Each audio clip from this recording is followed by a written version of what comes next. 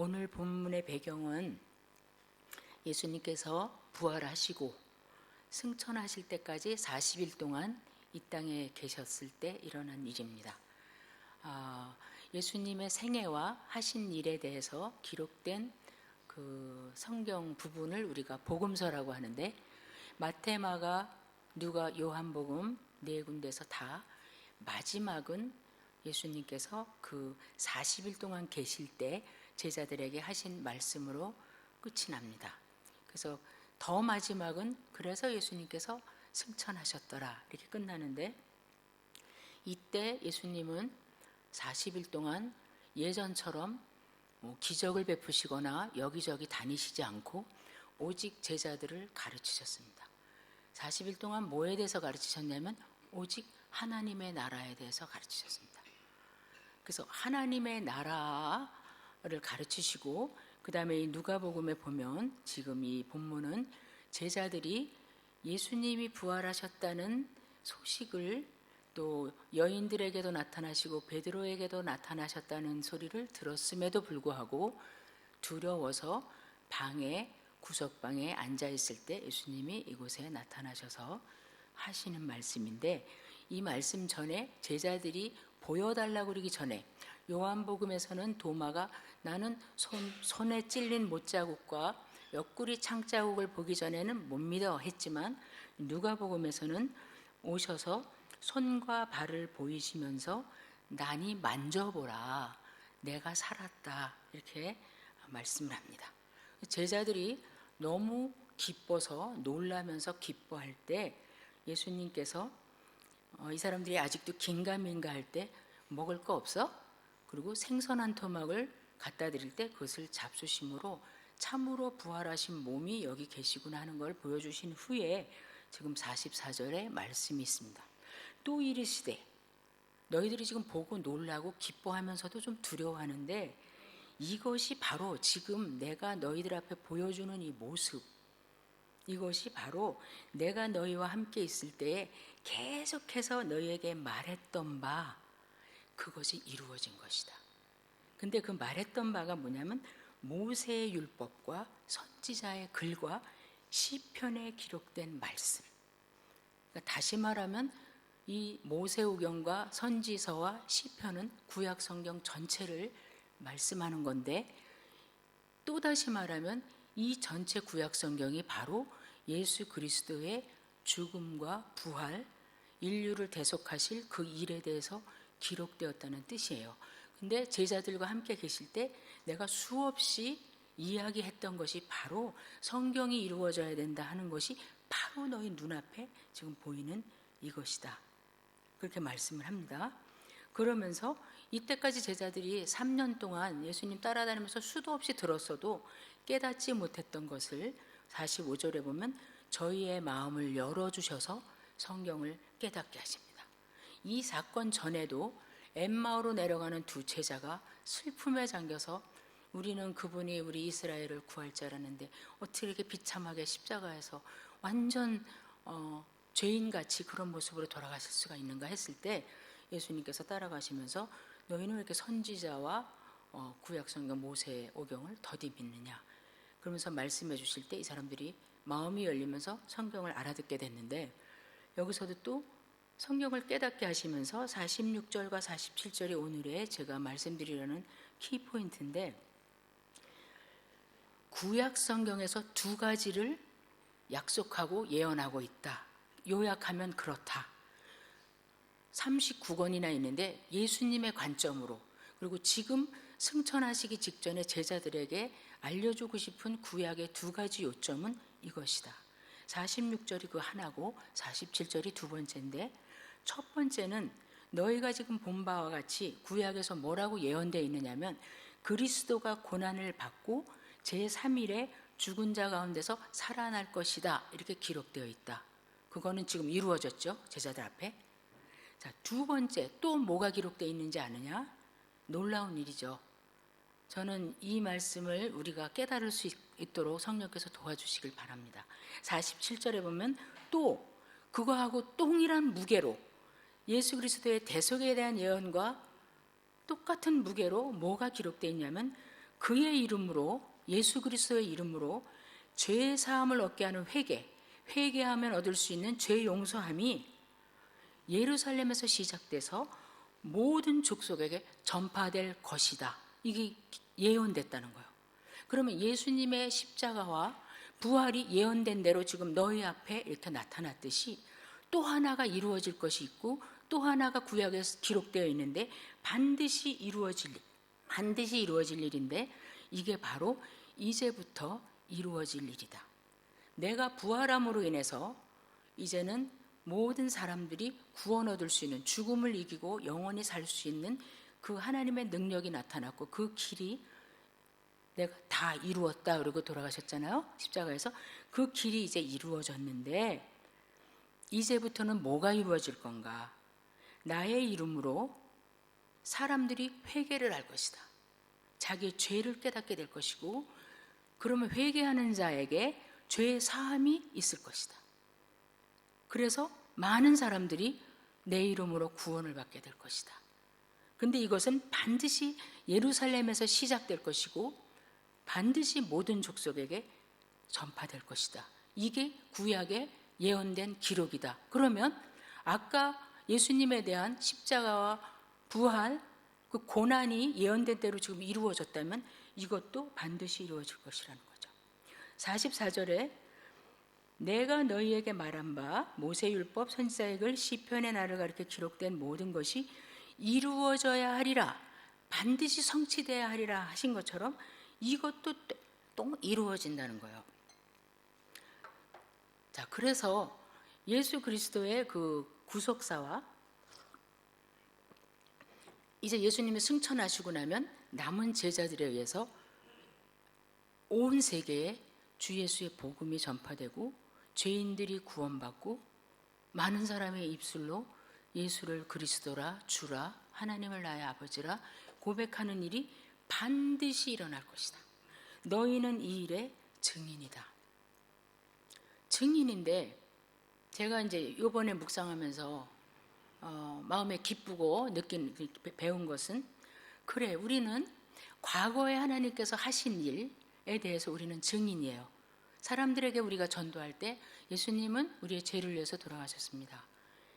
우리가 다 선한 것 같지만 우리는 선한 사람이 없습니다. 우리가 이 죄를 하나님 앞에 고백하면 우리는 구원을 받습니다. 그걸 위해서 예수님 돌아가셨습니다. 우리는 과거의 역사적인 사건에 의해서 근거해서 복음을 전합니다. 그래서 이거에 대해서 너희는 증인이라. 너희가 지금 너희 눈앞에서 보니까 증인이라. 근데 두 번째 일은 아직 일어나지 않은 일입니다. 이제 오순절 날 성령의 그 능력을 잊고서야 이제 일어날 일들인데 예수님께서 이 말씀하시면서 너희가 이 일의 증인이다.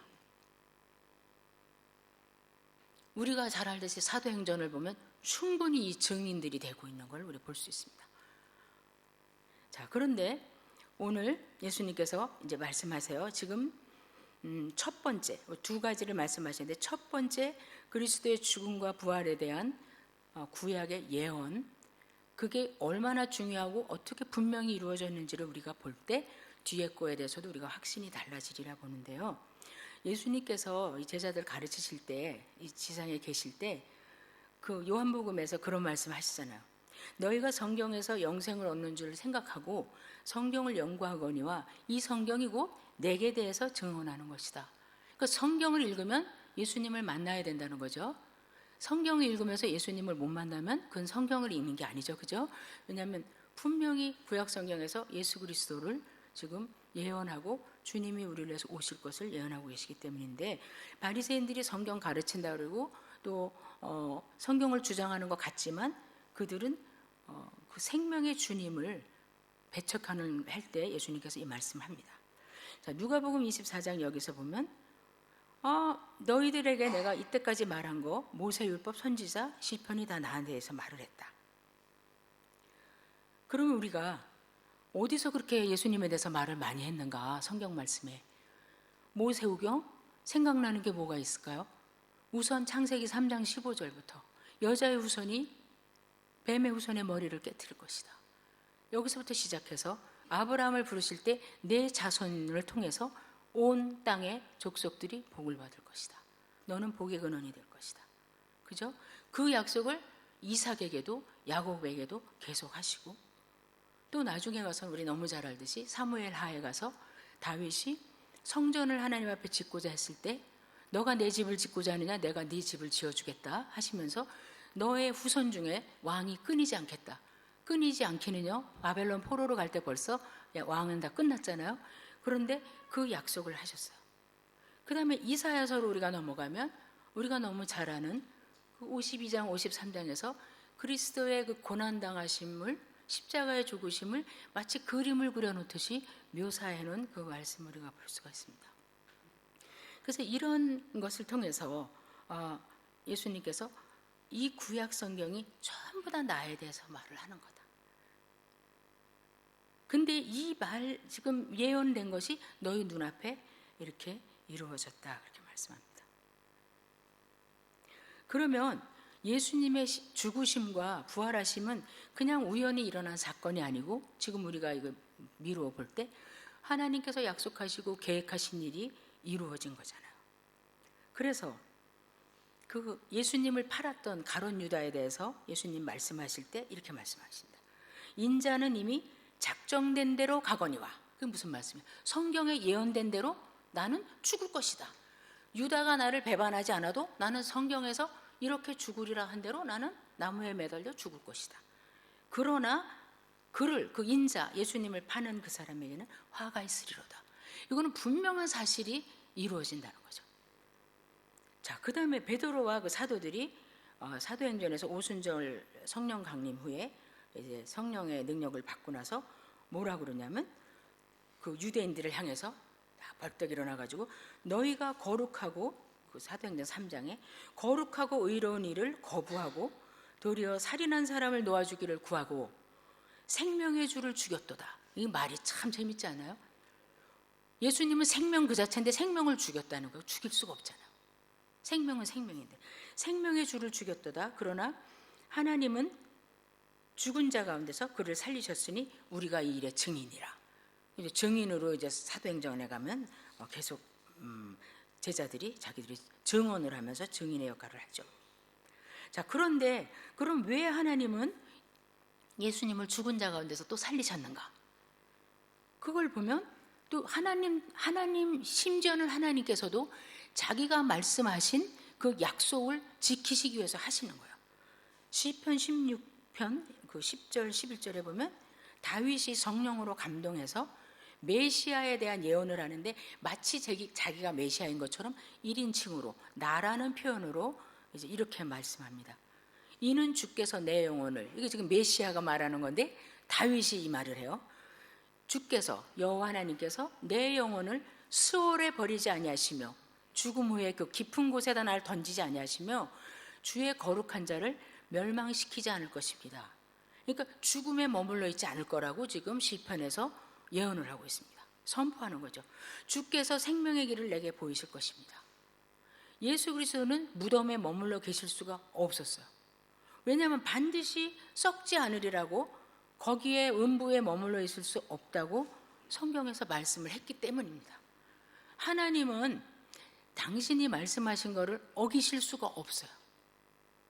우리 그 에스더서나 또 바벨론의 그 아니면 애굽의 바로 왕이나 그분들의 그 왕들의 권세와 권위를 보면 자기가 말한 거, 실수했어, 오늘 아니야 어저께 나 잘못, 뭐 내가 왜 그런 생각했지, 아니야 오늘 다시 선포한다, 이렇게 못해요. 자기가 말하고도 내가 말한 거 이거 어떡하지, 왕의 말인데. 다니엘도 그래 사자굴에 넣어, 그리고서도 자기 안 돼, 그 사람이 얼마나 중요하고 훌륭한 일을 했는데 이렇게 말 못하고 다니엘아 너가 아직도 살아있니? 이렇게 물어볼 정도. 그리고 그 에스더의 남편이었던 그 아하수에로 그 왕도 자기의 첫 번째 그 와스디죠, 그 왕비를 패하고 조금 후회가 돼요, 시간이 가니까. 근데 다시 데려올 수가 없어요. 왕이 말했기 때문에. 우리 하나님의 예언대로, 하나님께서 미리 말씀하신 대로 예수 그리스도는 죽으셨고 살아나셨고 무덤에 머물러 계실 수가 없다는 거예요. 근데 예수님이 하나님이신데 이 땅에 인간의 몸을 입고 오신 것도 그냥 오신 게 아니라 시편 40편과 히브리서에 보면 주께서 내 귀를 통해서 내게 들려주셨다. 하나님은 제사와 예물을 기뻐하시지 않는다. 그럼 뭘 기뻐하시는가? 인간을 진짜로 구할 수 있는 진짜 대속물을 필요로 한다. 근데 그것이 나에 대한 내가 여기 와서 그 일을 하게 된다는 것이 두루마리 책에 성경에 기록되어 있습니다.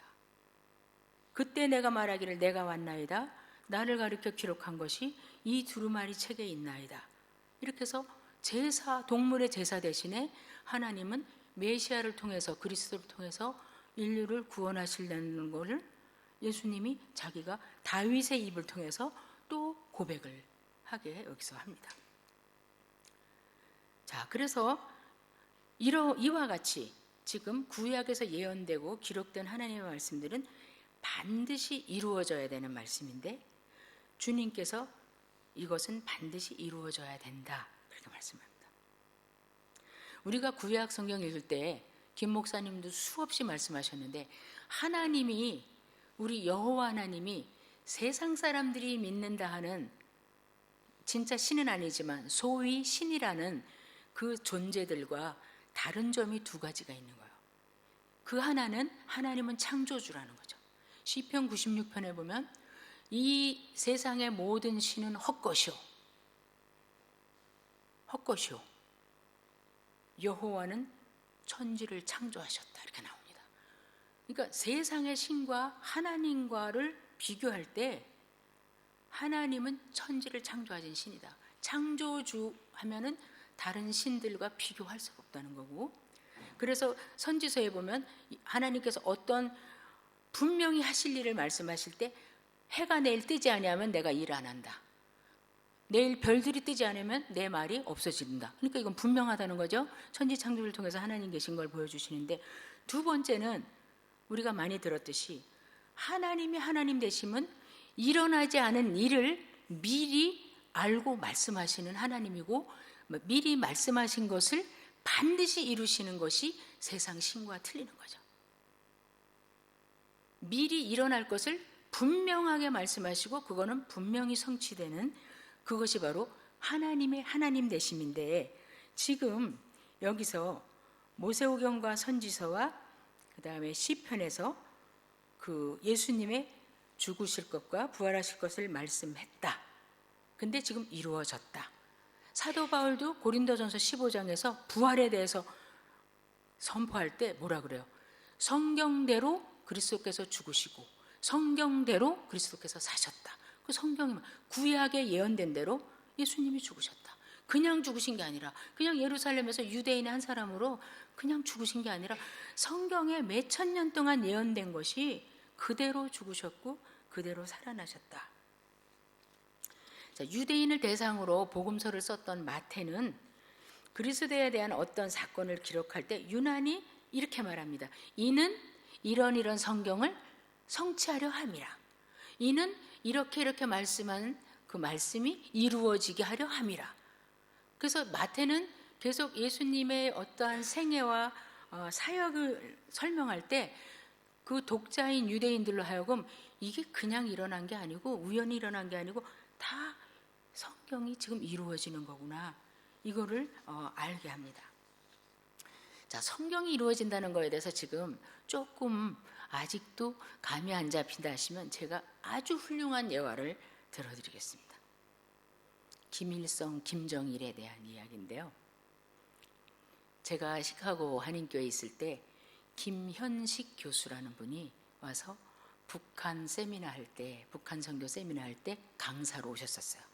근데 그분은 김정일이 고등학생일 때 가정교사로 그 집에 가서 러시아어를 가르쳐줬던, 그 평양대학 말고 김누구 무슨 대학이 있는데 거기에 교수면서 그랬던 사람이에요. 근데 그분이 무슨 얘기를 했냐면, 김일성이 그 당시에, 김정일은 이제 고등학생이고 김일성이 어디를 이렇게 방문하잖아요. 지금으로 말하면 뭐 어디 시골에 현장에 가잖아요. 그러면 이렇게 한 아이들이 많잖아요. 그럼 한 아이를 붙잡고 아유 그놈 참 똑똑하게 생겼네, 이 다음에 훌륭한 선생님이 되겠어, 이렇게 말했잖아요. 그럼 그날부터 걔는 고위 관리들이 데리고 가서 공부 가르치고 옷잘 입히고 반드시 걔를 훌륭한 선생님으로 만드는 거예요.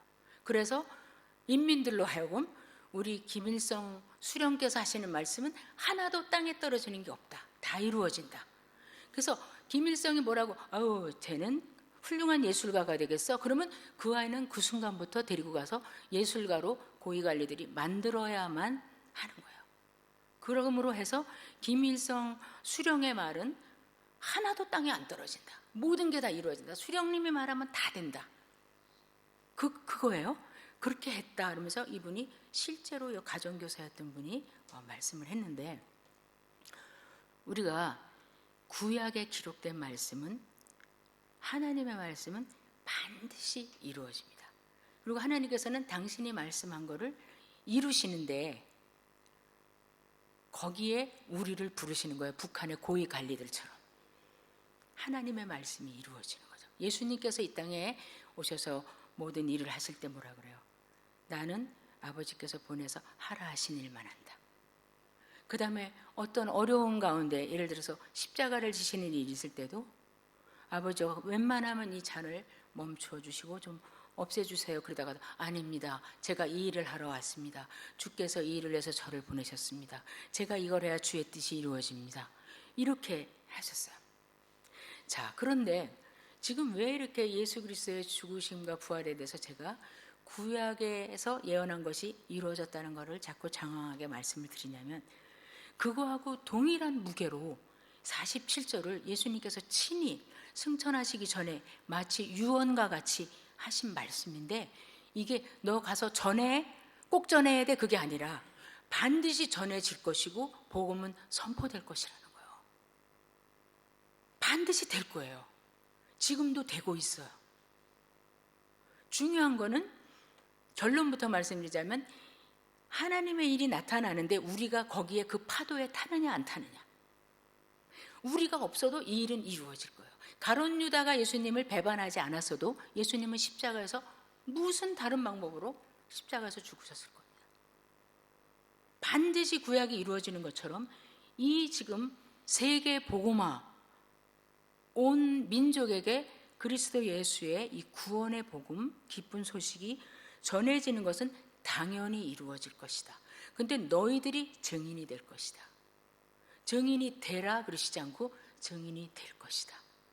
여기에 부름받은 이 사람들은 너무 영광스러운 사람들이에요. 사실은 사도들과 제자들은 고난도 많았지만 구약에서부터 예언된 일에 자기가 거기에 그 파도를 타고 그 은혜의 물결에서 쓰임을 받는 거예요. 그 사람들 아니어도 주님은 얼마든지 다른 사람 부르실 수도 있고 다른 방법으로도 하실 수가 있는 거죠. 사도행전에 보면 오순절 성령 강림 사건 이후에 성령의 능력을 덧입은 사람들이, 분명히 예수님께서 그렇게 말씀하세요. 49절에 볼지어다 내가 내 아버지의 약속하신 것 성령이죠. 성령님을 너희에게 보내리니 너희는 위로부터 능력을 입히울 때까지, 옷 입는 거예요. 옷 입는 거. 그 성령의 능력으로 너희가 옷을 입어서 무장을 할 때까지 이 성에 유하라. 근데 그 성령의 능력으로 무장이 된 그 사람들이 나가서 담대히 복음을 전하잖아요. 복음을 전하는데 이분들의 복음 전하는 내용이 뭐냐면 십자가 부활뿐이에요. 그죠? 베드로도 그렇고 바울도 그렇고 빌립도 심지어는 에디오피아 내시가 지나갈 때 이게 무슨 뜻이야? 그러니까 그 말씀 조금 읽어주고 그 다음부터는 뭐 얘기했다 그랬어요? 그 말씀으로 비롯해서 그리스도의 죽음과 부활에 대해서 이야기를 했다. 그죠? 그래서 이번에 브라질 가서도 제가 선교 세미나 하면서 그 목사님들 52명인가 모이셨는데 제가 말씀했어요. 뭐 고아원 사역도 좋고 가난한 사람 도와주는 것도 좋고 노인 모두 좋고 다 좋은데, 만약에 우리 사역 가운데 예수 그리스도의 십자가와 부활이 없다, 만약에 우리 사역 가운데 당신은 죄인입니다, 회개하셔야 되고 회개하시면 죄 용서함을 받습니다, 하나님의 자녀가 되고 영원한 삶이 있습니다, 이 얘기를 만약에 안 한다면 당신들의 사역은 다 거짓말이다. 할 필요가 없다. 뭐 하라 하느냐. 왜냐하면 지금 예수님께서 끝까지 이루어지고 구약에서부터 예언돼서 마지막까지 이루어질 것은 이제 하나라는 거예요. 너무 놀랍게도 구약에 이렇게 5가지 요점이 있는데 그중에 이게 하나야 이러시지 않고 딱 2가지를 말씀하시면서 나의 죽음과 부활, 그 다음에는 세계 선교다, 그렇게 말씀하시는 거예요. 이거는 분명한 주님의 위임이고 그 다음에 우리에게 주는 의무이면서 특권이면서 반드시 이루어질 일이에요. 그래서 마태복음 28장에서 보면 그러므로 너희는 모든 족속에게 가서 그 사람들에게 아버지와 아들과 성령의 이름으로 세례를 주고 내가 너희에게 분부한 모든 것 가르쳐서 지키게 하라. 명령을 하세요. 명령을 하시는데 그렇게 할 때 내가 너희와 세상 끝날까지 같이 하겠다. 그럼 예를 들어서 제가 복음을 전하다가 30년 후에 죽었어요. 그럼 저하고 세상 끝날까지 같이 하실 일이 없잖아요. 전 이미 없는데. 그럼 세상 끝날까지 같이 하신다는 거는 정말 세상이 끝나는 날까지 복음이 원만하게 다 하나님의 목적대로 전파된 때까지 복음 전파자들과 함께 하신다는 거죠. 그러면 당신이 뭔데 뭐 함께 한다고 우리가 그 어려운 걸 할 것 같아요? 그 위험한 걸 할 것 같아요? 누군가가 이렇게 말한다면 예수님께서 하늘과 땅의 권세를 내게 다 주셨다. 내가 하늘과 땅의 권세를 가진 자다. 그렇게 말씀하십니다. 자, 그래서 이제 그 사도행전을 이렇게 우리가 보면은 일단 1장부터 시작해서 너희가 성령의 능력을 입으면 성령의 임하시면 성령의 능력을 입을 것이고 예루살렘과 유대와 사마리아와 땅 끝까지 이르러 내 증인이 되리라. 되라가 아니고 성령이 너에게 임하시면 이 말씀이 반드시 이루어져야 되는데 너희가 거기서 통로로 쓰임을 받을 것이다. 누가 되든지 이 일은 이루어지는 거예요. 누가 더 잘나서도 아니고 누가 더 복음을 잘 전해서도 아니고 된다는 거죠. 자, 반드시 이루어지는 일에 쓰임받는 이제 제자들인데 이렇게 읽다 보니까 정말 2장에 가서 오순절 날에 열흘 동안 기도하다가 그죠? 예수님은 40일 후에 가셨고 오순절이 5 곱하기 10이잖아요. 그래서 6월절에서부터 5 곱하기 10 하면 오순절이에요. 예수님은 6월절에 돌아가셨잖아요. 그리고 40일을 계셨잖아요. 그럼 열흘 남았잖아요. 그 열흘 동안 마가의 다락방에서 기도하던 120명의 제자들과 또 사도들과 다른 제자들에게 한 사람도 빼지 않고 성령의 능력으로 사람들이 옷을 입은 거예요. 능력으로 입혔어요. 그리고 나서 바로 베드로가 일어나서 사도들이 옆에 서 있고 복음을 외치기 시작하잖아요. 사람들이 술 챘다. 아침부터 저 사람 왜 그렇게 이상한 말들을 해? 그럴 때 베드로가 일어나서 저는 정말 그 전에 처음에는 놀랬었어요. 왜냐하면 며칠 전만 해도 겁쟁인데 어떻게 베드로는 이렇게 일어나서 구약을 이야기하면서 담대하게 근데 제가 40일 동안 예수님께서 하나님 나라에 대해서 구약을 풀어서 다 말씀해 주셨구나. 그리고 그들의 마음을 열어주시니까 이들이 드디어 깨닫게 됐구나. 우리가 지금 성경을 읽을 때 못 깨달아도 성령께서 우리에게 이제 조명하여 주시고 빛을 비춰주시기 시작하면 우리가 이제 말씀을 깨닫기 시작하죠. 안 읽으면 전혀 못 깨닫지만 읽어도 못 깨달을 때가 있잖아요. 자, 그와 같이 제자들이 말씀을 깨닫고 성령의 능력을 힘입어가지고 전하는데 오직 예수 그리스도의 십자가와 부활만 전하는 거예요. 그러면서 유대인들이 많잖아요. 왜냐하면 6월절 지키러 왔던 사람들이 이제 오순절까지 계속 예루살렘에 있는 거예요. 예루살렘에 성전이 있으니까. 그 사람들이 누구냐면 예수 그리스도를 십자가에 못 박은 장본인들이잖아요. 근데 이 베드로가 그들에게 뭐라 그래요? 너희가 생명의 주를 죽였다. 너희가 죽인 그 예수 그리스도를 하나님께서 살리셨다. 그렇게 얘기를 해요. 그때 이 사람들이 마음이 막 찔림을 받으면서 우리가 어떻게 하면 구원을 받겠냐. 그래서 허다하게 3,000명, 5,000명이 돌아오기 시작합니다. 자, 예수 그리스도 여기 보면 47절에 또 그의 이름으로, 예수의 이름으로. 사도들의 그 전파를 보면 너무 단순해요. 왜냐하면 그들은 변호인도 아니고 선생도 아니고 증인이기 때문에 그래요. 증인은 다른 말을 할 필요가 없어요. 나 어저께 봤는데 버스하고 택시하고 부딪혔어요. 택시가 잘못이에요. 얘기하면 끝이죠. 거기다가 제가 볼 때요, 버스 운전수는 약간 좋은 것 같고요, 택시는요 너무 속도를 이렇게 할 필요가 없죠. 그죠? 자, 이 제자들이 주님 말씀하신 대로 예수의 이름으로, 은과 금은 내게 없거니와 예수의 이름으로 명하노니 일어나라. 예수의 이름으로. 그걸 가지고 사람들이 트집을 잡고 할 때 제자들이 또 뭐라 그러냐면, 그거에 3장에 연결돼서 4장 12절에 천하인간의 구원 얻을 만한 이름을 그리스도 예수의 이름 외에는 준 적이 없다. 굉장히 간단하고, 우리가 보면 그거 갖고 사람들이 돌아오겠어? 절대로 돌아오죠.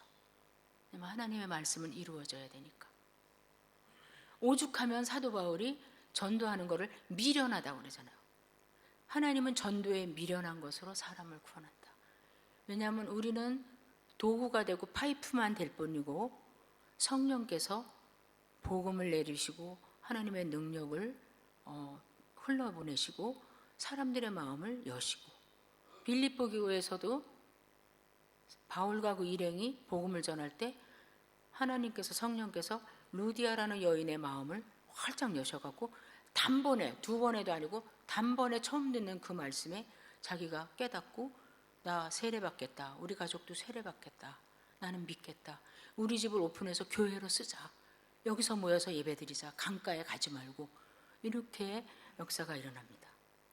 자, 그래서 주 예수의 이름으로 사람들이 죄를 막 고백하는 거예요. 고백하고 죄사함을 받는 거예요. 그러니까 이 죄사함 받는 게 눈에 보이지 않죠. 그러나 본인은 아는 거예요. 저도 알고요, 우리 성도님들도 아시듯이 우리가 하나님 앞에 죄를 고백했을 때, 나는 잘났는 줄 알았더니 난 죄인이구나, 죄를 고백했을 때 그 주시는 평강, 그리고 담대함은 정말 세상에서 맛볼 수 없는 것이고 맛본 사람만 아는 거죠.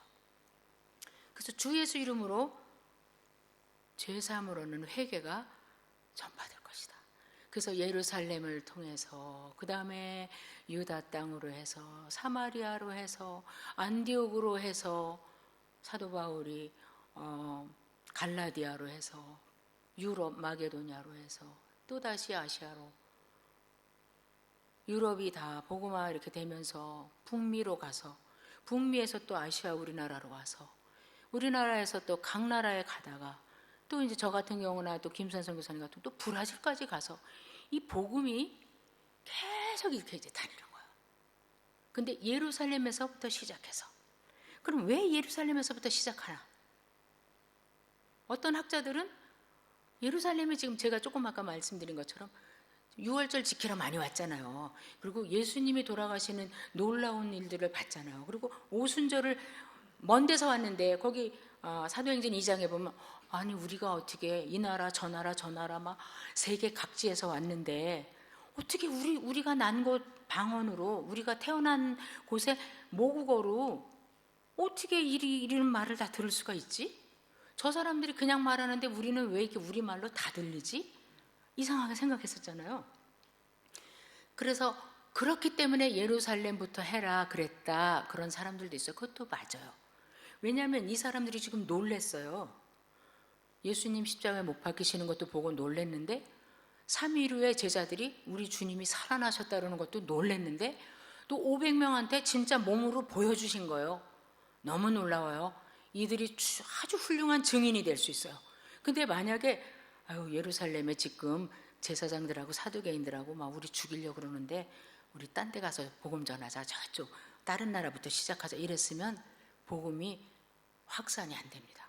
왜냐하면 예를 들어서 뭐 아프리카 같은 데 가서 복음 전했다, 예수님 한 번도 본 적도 없고 들은 적도 없는 사람들에게 어떻게 설명해서 언제까지 며칠을 걸려서 하겠어요. 근데 예루살렘에서 지금 이 절기를 지키러 온 각 나라 세운 유대인 디아스포라, 이 사람들이 실제로 예수님을 죽인 장본인들인데 거기서 복음을 전함으로 이제 복음이 이 사람들이 흩어지고 자기 원래 사는 이민가 있는 나라들로 다 가죠. 유대인 디아스포라는 우리가 잘 알듯이 바벨론 포로 시절에 이 사람들이 많이 흩어졌어요. 그리고 돌아올 때 우리 잘 알듯이 에스라와 수룹바벨 따라서 온 사람들이 몇만 명 안 돼요. 훨씬 많은 숫자가 거기에 남았든지 다른 나라로 흩어졌어요. 그걸 가지고 우리가 유대인 디아스포라라고 그러는 거거든요. 큰 D자를 써가지고 작은 D자는 요새 우리나라에 와 있는 이런 사람들, 뭐 우리가 딴 나라 가 있고 다 조그만 D로 쓰면 소문자 D는 그 디아스포라지만 진짜 큰 D, 대문자 D는 그 디아스포라를 말하는데 이렇게 흩어지면서 이 사람들이 복음을 전하는 거예요. 근데 그것뿐이 아니에요. 이것조차 구약에 예언이 돼 있어요. 이사야서 2장 3절이나 미가서 4장 2절 똑같은 내용인데 거기 보면 말일에 마지막에 시온에서 율법이 나올 것이며 세계가 우리가 주의 말씀을 들으러 주의 도를 배우러 시온으로 올라가자 하리로다. 시온으로부터 주의 말씀이 나올 것이다. 그래서 말일에 주님의 구원의 역사가 본격적으로 나타날 때는 예루살렘에만이 아니라 예루살렘에서 시작할 것을 예언해 놓으셨거든요. 이사야 40장 9절에도 보면 시온에 전파하라, 예루살렘에 전파하라, 시온의 딸들아 기뻐하라. 그래서 시온부터 시작해서 예루살렘부터 시작해서 아름다운 소식이 시온에 전파되고 그 다음에 너희 하나님을 봐라. 너희 하나님이 너희를 다스리시고 목자같이 양떼를 케어하실 것이다. 이런 말씀이 있어요. 자, 그 다음에 모든 족속에게 전파될 것이다. 예루살렘으로부터 시작하여 모든 족속에게 전파될 것이 기록되었으니, 이거 예수님이 꾸며서 하시는 말씀이 아니에요. 구약에 이렇게 기록되었으니 너희는 이 일의 증인이라. 근데 예수님이 이렇게 하고 승천하셨을 때 제자들이 어떻게 우리 갈릴리 어부들 7명하고 그냥 여기저기서 온 5명하고 우리 12명인데 어떻게 우리를 통해서 예루살렘부터 모든 족속에게 전파가 돼? 안 했으면 이 증인들이 입 다물었으면 복음이 이렇게 전파되기 힘들죠. 확산되기가. 너희는 이 일의 증인이라.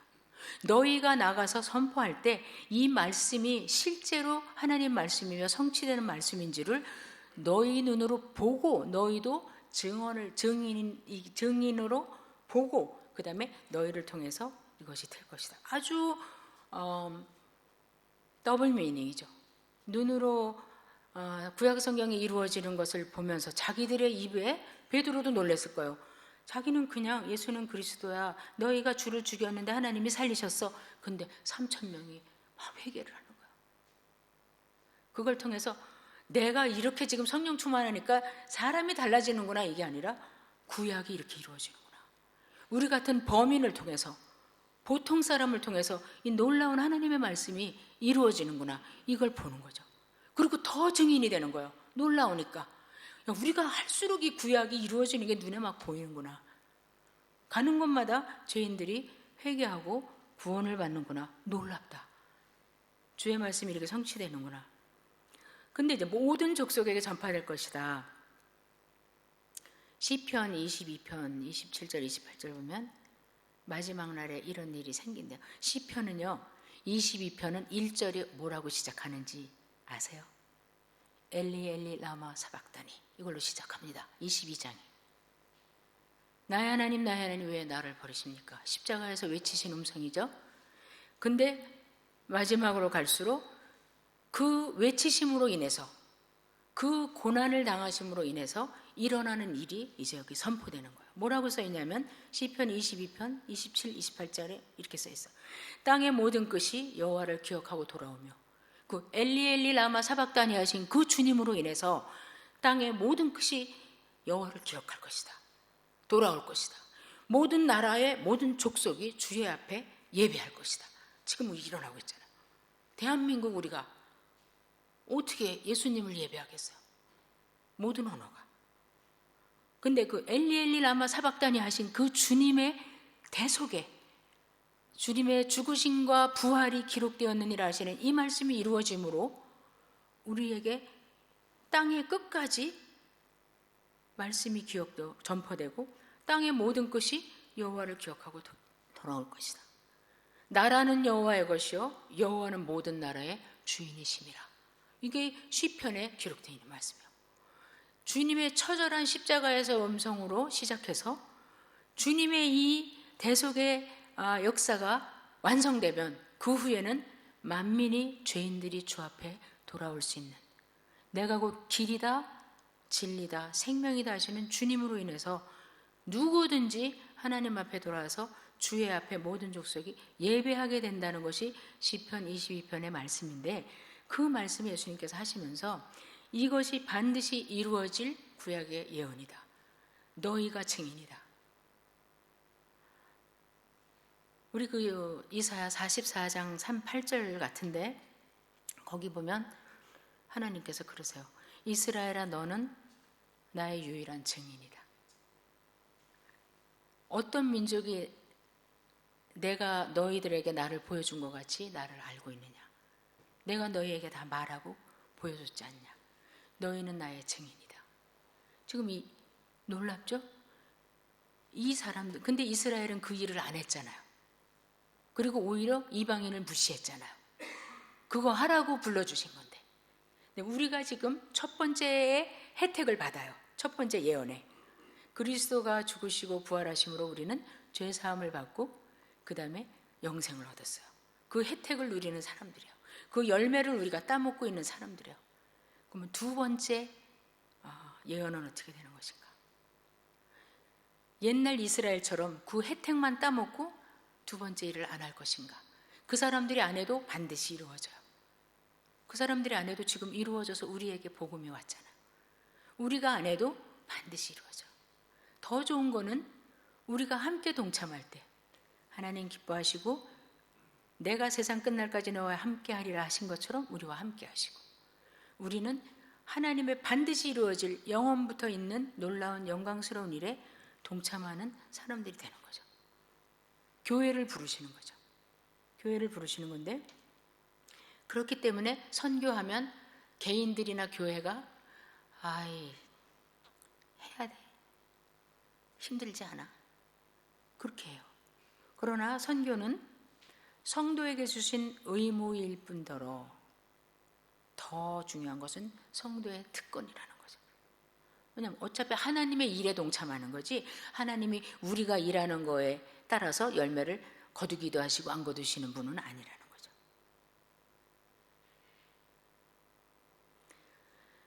자, 그래서 이제 사도행전을 쭉 읽다 보면 이제 오늘 가서 혹시 시간이 되시거나 그러시면 사도행전을 1장부터 읽어보시는데, 누가복음 이 말씀 46절 47절 말씀하고 마태복음의 말씀 너희는 가서 가르쳐 지키게 하라까지 딱 앞에다가 써놓고 한 종에다가 사도행전에서 그 말씀이 어떻게 구체적으로 이루어지는지 진짜 거룩한 소름이 끼칩니다. 놀랍게 이루어지고 있어요. 너희는 이 일의 증인이라. 근데 이게 지금 12제자에게 하시는 말씀이 아니라 우리 교회에 맡겨주시는 말씀입니다. 우리 교회는 선교와 뗄래야 뗄 수가 없어요. 왜냐하면 교회는 선교 안에서 태어납니다. 영어로 말하면 Mission is born in mission. Church is born in mission이요. 왜냐하면 우리 하늘소망교회도 김희정 목사님께서 21년 전에 몇 명 전도가 곧 선교 아니겠어요? 전도 안에서 하늘소망교회가 태어난 거예요. 탄생한 거죠, 이 교회가. 그러면 이제 교회가 자라면 교회는 그 다음에 뭘 해야 되냐? Church exists for mission이에요. 교회는 선교와 전도를 위해서 존재하는 거예요. 그렇죠? 왜냐하면 뭐든지 다 천국에서 할 수 있는데 할 수 없는 거 하나가 전도예요. 그죠? 예배도 천국에서 더 잘 드릴 수 있어요. 천군 천사와 함께.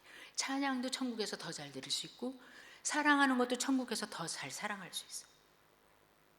근데 이 전도는 교회가 이 땅에 지상에 있을 때 전도와 선교는 교회에 맡겨주신 거예요. 그럼 우리가 또 나가서 전도할 때 지금 브라질에 작년에 개척한 교회처럼 그 예수 열방교회, 그 교회는 작년에 태어난 거예요. 미션 안에서, 그죠? 예수 열방교회가 is born in mission. 김수환 선교사님 하시는 그 블레싱 선교회를 통해서 교회가 태어났잖아요. 지금 잘하고 있어요. 1년 내 너무나 엄청나게 잘하고 있어요. 막 파자마 입고 막 자다가 눈 비비고 오던 사람들이 보면은 비싸지는 않지만 옷도 단정하게 입고 엎드려서 기도하고 특송도 하고 막 젖은 빨래를 주렁주렁 걸러놓고서 우리가 작년에 예배드렸는데 비록 좁지만은 거기다가 조그만 교회가 하나 예배당이 만들어져서 화장실은 어떤 그 협력하는 7교회 중에 한 교회가 화장실 만들어주고 의자 30개는 또 저쪽 교회가 해주고 또 뭐는 또 어디서 해주고 이래가지고 그 교회를 보면 모두가 사랑하는 교회예요. 아이고 저기 내가 사랑해서 저 화장실 만들어줬어. 저기 내가 사랑해서 저 의자도 저렇게 해줬어. 이게 누구나가 지금 관심을 갖는 거예요. 잘하고 있겠지?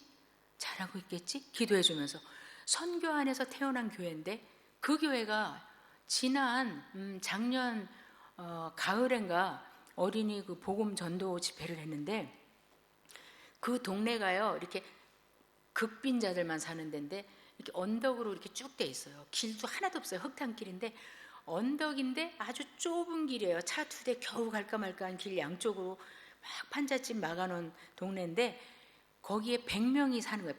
100가구가요. 착착착 막아놔갖고 그러니까 이렇게 좁게 해서 사니까 길지도 않아요. 근데 이 교회는 극빈의 교회거든요. 극빈의 교회. 근데 음식을 200명분을 한 거예요. 자기네 애들은 몇십 명밖에 안 오는데. 그래갖고 그 전에 우리 시골에 살 때 무슨 떡 많이 하면은 우리 어머니께서 뭐 우리 형제들한테 저 집도 갖다 줘라 저 집도 갖다 줘라 뭐 이사가도 뭐 시루떡 해갖고 저 집 갖다 줘라 하는 것처럼 집집마다 이 교회에서 다 돌린 거예요. 너무너무 성도들 그 동네 사람들이 좋아했고 평판이 너무 좋은 거예요. 그러니까 정말 조금만 더 있으면 그 100명 다 전도할 수 있을 것 같아요. 그게 또 소망이고. 자, 그러면 그 교회는 작년에 선교 안에서 태어나서 이제 내년 후년이면 선교를 위해서 존재하는 교회가 될 거예요. 그리고 또 거기서 자라는 사람들로 인해서 또 교회가 탄생할 것이고 그 다음에 그 교회는 또 선교를 위해서 존재할 것이에요.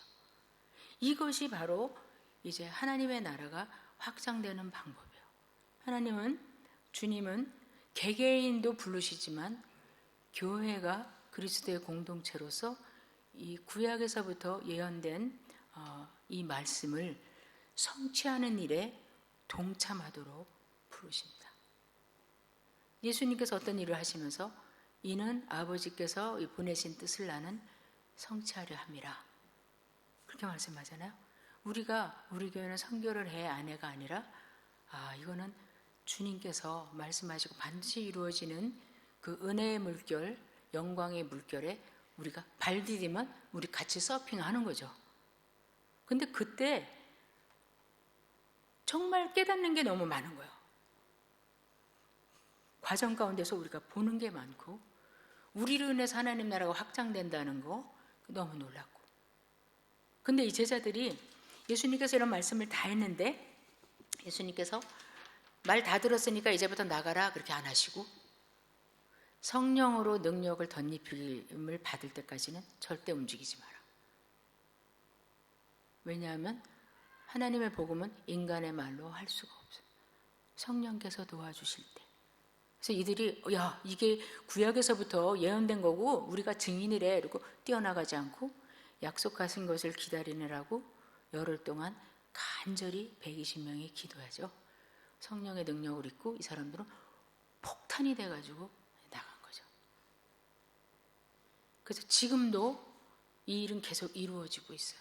이루어지고 있고 아까 제가 작년부에서도 말씀드렸지만 성경에 복음을 전하다가 나타났던 이적과 기사들이 지금도 오지에서 아니면 복음 전하기가 힘든 곳에서 복음 전하는 곳에는 선교사님들은 날마다 기적을 체험하고 또 하나님의 동행하심과 내가 끝날까지 너희와 함께 하겠다는 그 약속이 날마다 지켜지는 것을 자기들이 체험을 합니다. 그러니까 위험을 무릅쓰고 힘들어도 가난해도 그것으로 인해서 하나님 말씀을 이루기 위해서 또 그 열매를 볼 때 어떻게 나 같은 범인을 통해서 아니면 이렇게 평범한 일을 통해서 하나님의 놀라운 일이 나타날 수 있을까? 자, 그래서 베드로와 빌립까지는 예루살렘과 사마리아까지 갔잖아요. 그 후에 우리 잘 아는 대로 땅 끝까지 복음을 전하는 것은 하나님께서 예비하신 사도 바울을 부르셔서 그 당시에 완전 땅 끝인 로마까지 스페인까지 가고 싶어서 애쓰는 바울의 모습을 보는데 그 스페인이 그 당시엔 마지막 땅인데 정말 주님의 말씀이 이렇게 이루어진다는 것을 증언한 사람들이 되는 거죠. 우리가 우리의 삶 가운데 주의 말씀을 지키지 않잖아요. 만약에 우리가 순종하지 않잖아요. 그러면 그거는 무슨 뜻이냐면 세상 사람들한테 나는 교회는 다니고 성경을 읽지만 이건 믿을 것이 못 돼. 이거는 가짜야. 그런 뜻이에요. 그게 사실은. 근데 우리가 이 말씀대로 살고 이 말씀에 순종해서 말씀에 약속한 것이 나타날 때 우리는 주의 말씀의 증인이 되는 거죠. 성도도 마찬가지. 그래서 이러한 일들이 지금 브라질에도 일어나는데 아까 장년부에서도 말씀드렸지만 우리나라에 1970년, 80년대 같이 전하면 듣고 오라면 오고 지금 그래요. 그러니까 열렸을 때, 문 열렸을 때에 가야죠. 문 열렸을 때 하는 거죠.